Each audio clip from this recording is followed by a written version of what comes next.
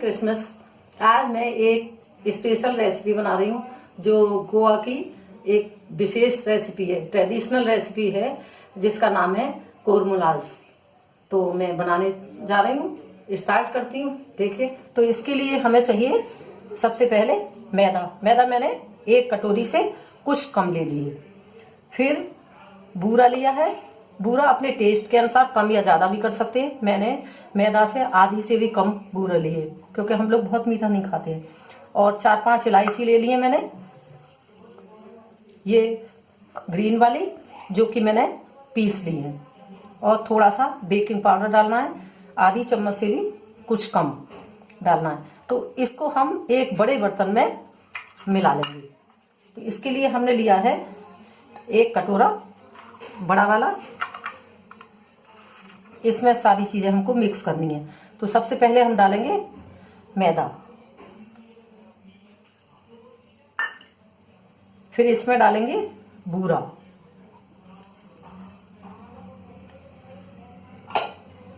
फिर डालेंगे सफेद इलायची जो हमने पीस कर रख ली है। इसका टेस्ट बहुत अच्छा आता है। अब इसमें हम डालेंगे घी को थोड़ा सा हम गैस पे गर्म कर लेंगे। घी हमने इस पे मेल्ट होने के लिए रख दिया है। जब मेल्ट हो जाएगा फिर हम इस मिश्रण में मिला देंगे। और घी इतना डालना है हमको जिससे कि थोड़ा सा इसकी बाइंडिंग हो जाए, मॉइस्चर इसके के लिए थोड़ा सा डालेंगे। तो ये घी हमारा मेल्ट हो गया है। इस मिश्रण को पहले ऐसे सूखा ही मिला देंगे और फिर इसमें हम डालेंगे घी। ये ध्यान रखना है कि इसमें चीनी की कोई गांठ ना हो, एकदम मिल जाए इस तरह से।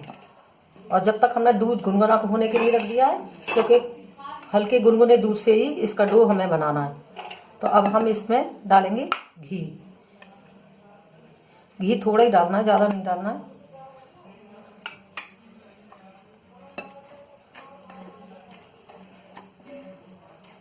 तो घी हमने इसमें मिक्स कर दिया। ये ध्यान रखना है इसमें देसी घी ही डालना है। देसी घी का टेस्ट भी अच्छा आएगा और बहुत अच्छे कोरमोलाज बनेंगे। अब इसमें हमें एंड में डालना है बेकिंग पाउडर, आधी चम्मच से कुछ कम। इसको भी मिक्स कर देना है। और जब तक हम इसका डो बनाएंगे तब तक हमने घी गर्म होने के लिए रख दिया है। और इसका जब तक डो बनाएंगे, डो हम बनाएंगे थोड़ा गुनगुने दूध से इसका डो बनाना है। ठंडा दूध नहीं लेना है, जिससे इसमें गुठलियां नहीं बनेंगी, आराम से डो बन जाएगा। मैदा का डो बन गया। अब हम इसको सेट होने के लिए 5 मिनट के लिए रख देंगे। तो मैदा अच्छी हो जाएगी। इसको एक साइड से रख देते हैं और जब तक हम घी गर्म होने के लिए रख देते हैं। तो आइए, मैदा सेट हो चुकी है। देखिए कितनी अच्छी सॉफ्ट एकदम हो गई है। अब इसको हम 2 भागों में डिवाइड कर लेंगे। अब मैंने ये 2 भागों में लोई बना ली और इसको खूब अच्छे से इस तरह से पूड़ी की तरह से चिकनी लोई बनानी है। और फिर इसकी हमें बनानी है पूड़ी इस तरह से। और पूड़ी ऐसे बनानी है कि बहुत मोटी भी ना हो और बहुत पतली भी ना हो।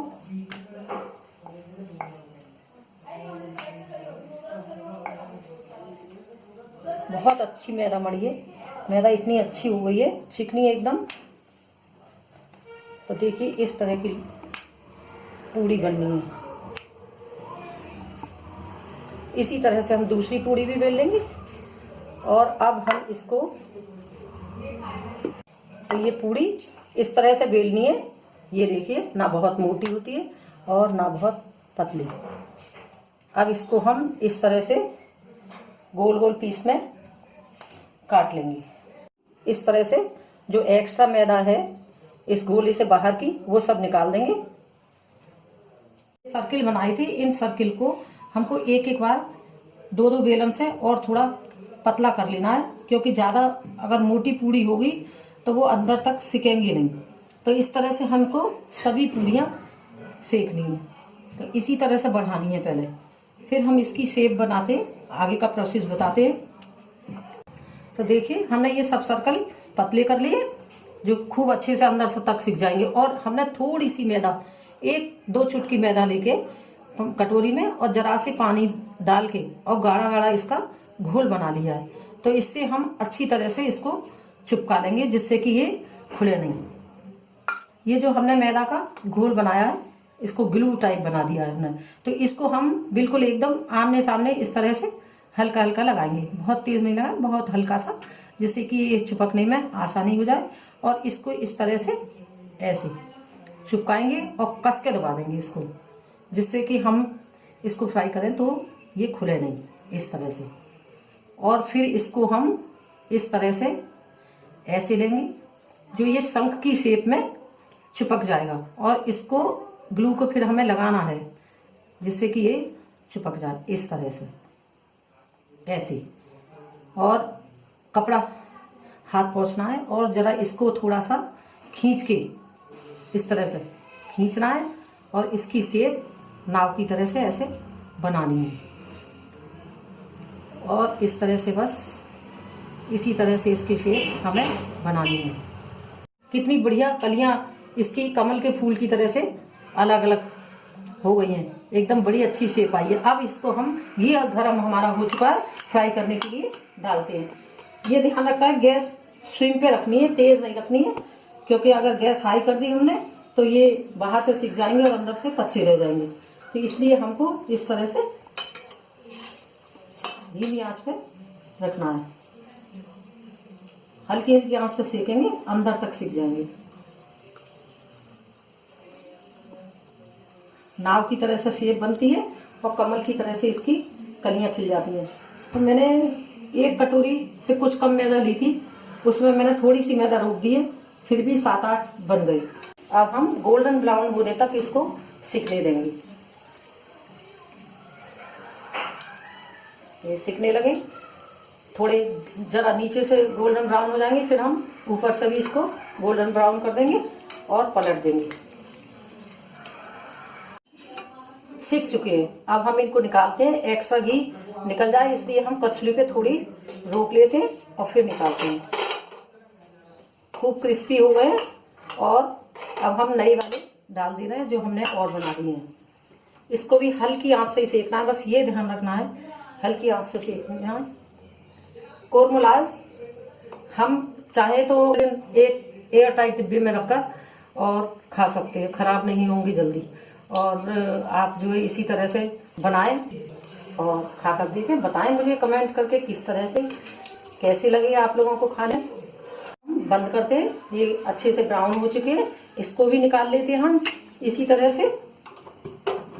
ऐसे ही करछुली पे थोड़ा हमको रोकना है जिससे कि इसका एक्स्ट्रा घी सारा निकल जाए कढ़ाई में और हम ये निकाल लें। इसको हम एक अलग प्लेट में निकालेंगे पहले, फिर सर्व करने के लिए डालेंगे। देखिए फ्रेंड्स कितने बढ़िया ब्राउन एकदम सिक कर तैयार हो गए। और मेन बात इसमें ये है कि जो हमने चीनी इसमें डाली है वो हमने चीनी की ही चीनी पीस के डाली है, बाजार वाला बूरा नहीं डाला। तो इसमें बड़े अच्छे दाने दाने शाइनिंग आ रही है, बहुत अच्छी। और कितने क्रिस्पी बने ये मैं आपको फॉक से बताती हूँ। देखिए आवाज आ रही है, इतने क्रिस्पी बने हैं। अब हम इसको सर्व करते हैं। सर्व करने के लिए हम गार्निश करेंगे कोकोनट से, जो खाने वाले का भी मन ललचा जाएगा देखने में एकदम कि हम एकदम खा लें। कितने डिसेंट लग रहे हैं, देखिए फ्रेंड्स बहुत अच्छी लग रहे हैं और इसकी कमल जैसी कली बहुत अच्छी लग रही है। तो फ्रेंड्स कोकोनट हमने इसलिए डाला है क्योंकि ये गोवा की रेसिपी है, इसमें गोवा का टच आए इसलिए हमने कोकोनट से इसको गार्निश कर दिया है।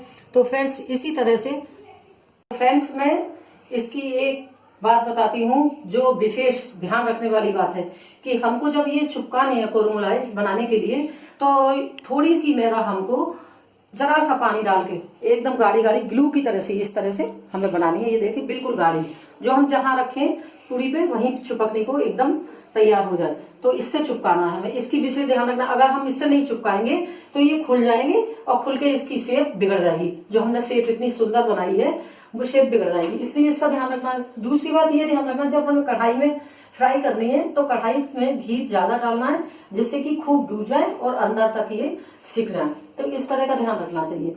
और जब हम ये रखें तो जब ठंडे हो जाएं तब हम एयर टाइट डिब्बे में रख लें, और जब हमारा मन हो तब हम खा सकते हैं। तो फ्रेंड्स, आप इसी तरह से बनाएं, खाएं और अपने फ्रेंड्स और फैमिली को खिलाएं।